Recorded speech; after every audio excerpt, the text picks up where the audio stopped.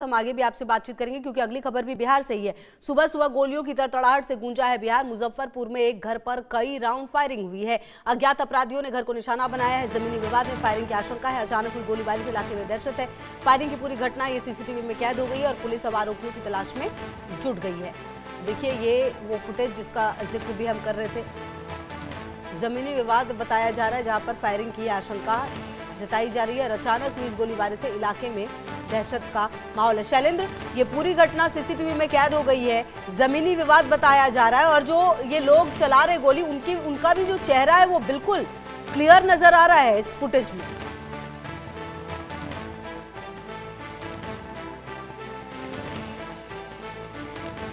Shailendra, unmute कर ले अपने आप को जरा।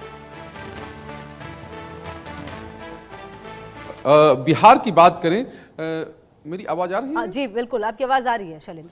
तो अगर बिहार की बात करें तो मुजफ्फरपुर ऐसा इलाका है जहां पर घटनाएं लगातार होती हैं और पुलिस की ओर से कोशिश भी की जाती है लेकिन रुकती नहीं है।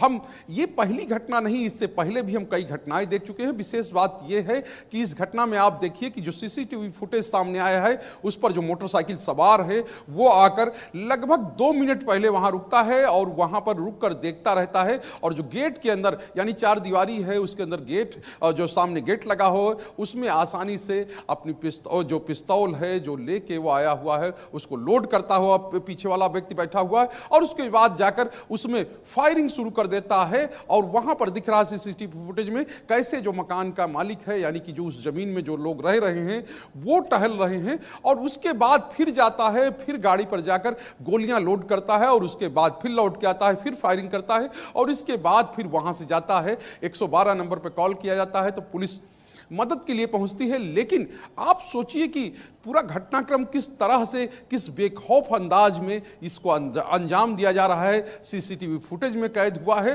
और यही बात मैं पहले भी कह रहा था कि राज्य में जो गृह मंत्रालय है अब बीजेपी के पास है और बीजेपी के नेता यानी कि जो डिप्टी सीएम है वो लगातार यही बात कह रहे हैं कि मेरे पास कोई और काम नहीं है। अपराधियों और अपराध को खत्म करना, माफिया और माफियाओं का जो राज है उसको खत्म करना मेरी पहली प्राथमिकता है। लेकिन उसी मुजफ्फरपुर की बात एक और हम करेंगे।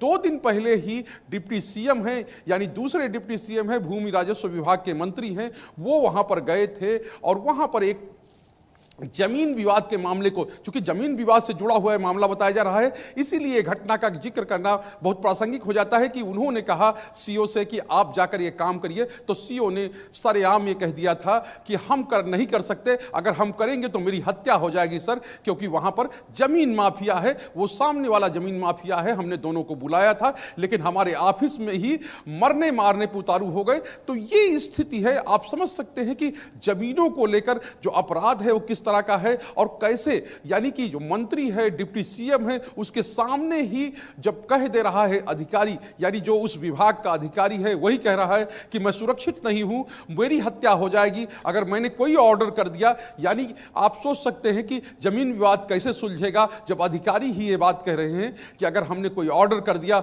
हमने किसी के पक्ष में काम कर दिया तो दूसरा पक्ष है भले ही उसके पक्ष में चीजें नहीं हो, कानूनन उसका वो जमीन नहीं हो लेकिन वो मेरी हत्या कर देगा। किस तरह की कार्रवाई की जाती है। बहुत शुक्रिया आपका शैलेंद्र इन तमाम जानकारियों के लिए। बढ़ते आगे खबर मथुरा से है जहां पर रेप के आरोपी का हाफ एनकाउंटर किया गया। मुठभेड़ के बाद आरोपी ओम प्रकाश